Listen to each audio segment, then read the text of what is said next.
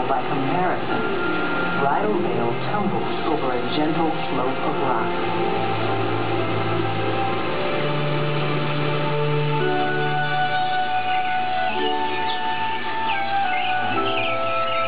About 40 miles north of the gorge, the Tallulah River begins its journey down through the mountains.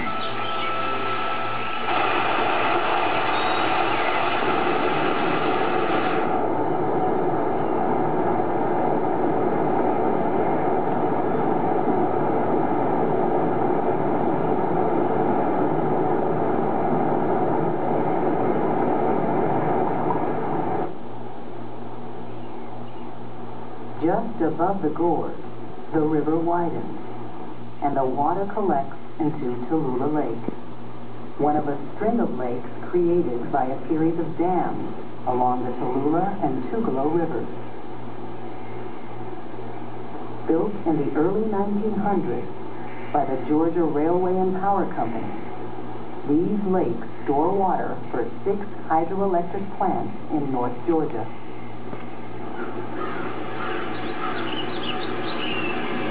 From top to bottom, Tallulah Gorge contains at least 8 distinct ecosystems.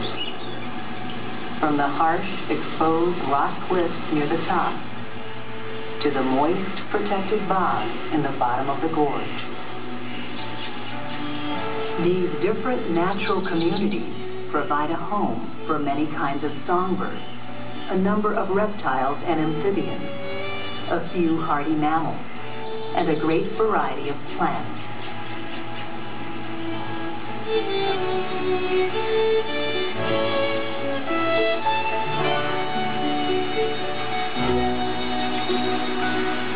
Several endangered species live in Tallulah Gorge.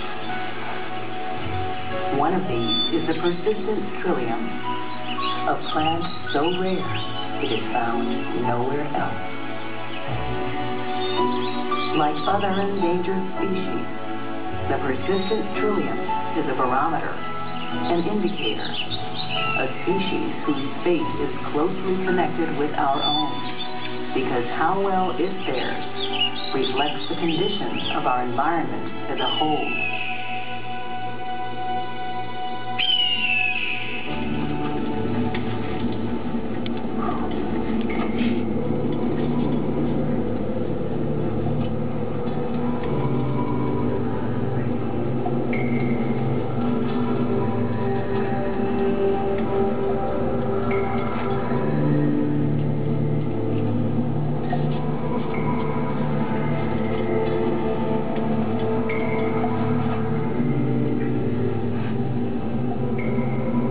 Time seems to be measured differently in the gorge.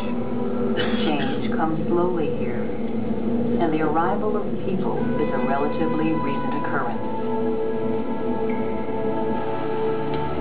Ancestors of the Native Americans we know as Cherokees probably were the first to discover Tallulah Gorge. The earliest white men most likely were Indian traders, and soon after came settlers who found a wild and uncharted territory. But news of this great natural wonder swept across the land as surely and as steadily as the spread of people themselves.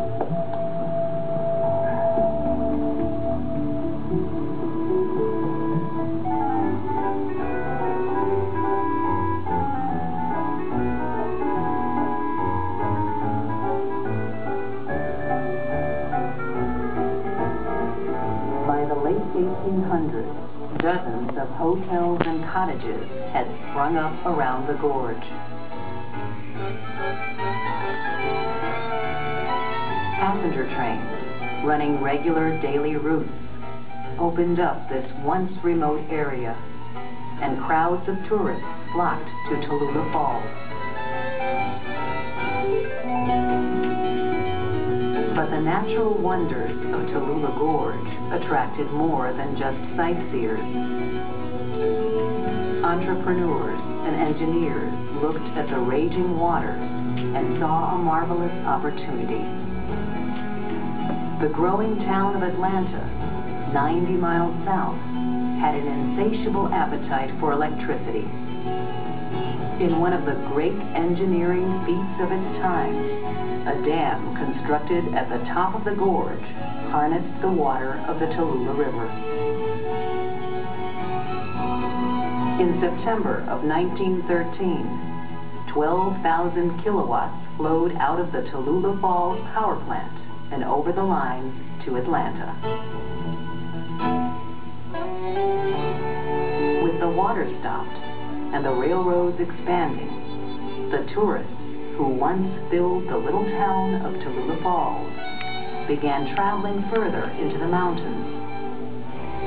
By 1921, a series of fires had wiped out virtually the entire town.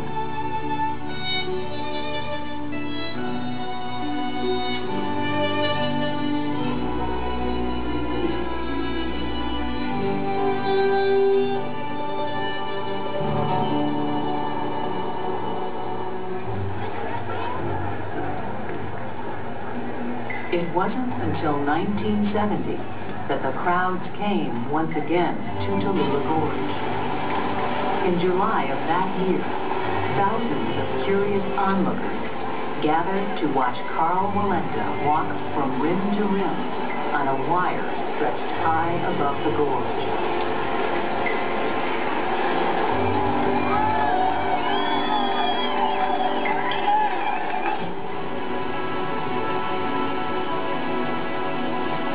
Today, for a few weekends each year, the thrill seekers come once again.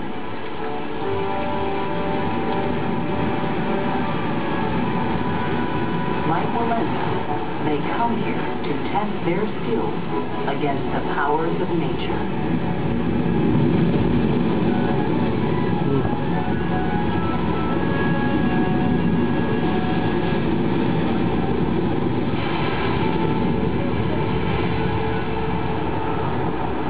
The waters of the Tallulah River, set free for only a few hours at a time, offer an awesome display, a challenge to even the most expert approach.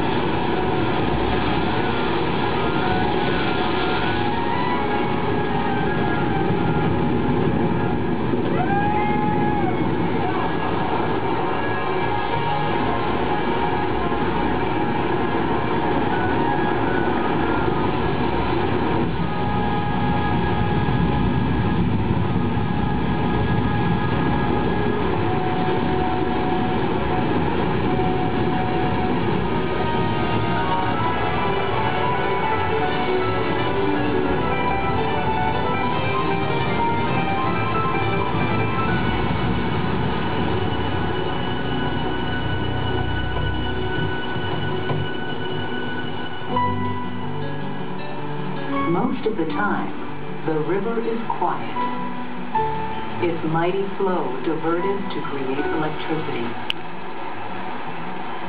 But with or without the water, Tallulah Gorge is a special place, a natural wonder like no other in Georgia.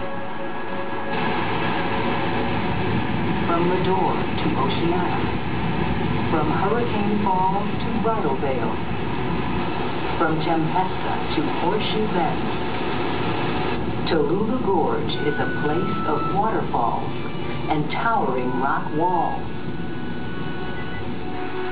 of mist in the morning and shadows in the afternoon, of grand vistas and subtle beauty. And whether there are kayakers here, or rock climbers, or even builders of great dams, the forces that created this extraordinary canyon continue their work. The slow, steady work of moving mountains and carving riverbeds from stone. At Tallulah Gorge, we are reminded of our place in the natural world. And it is the power of nature itself that inspires us.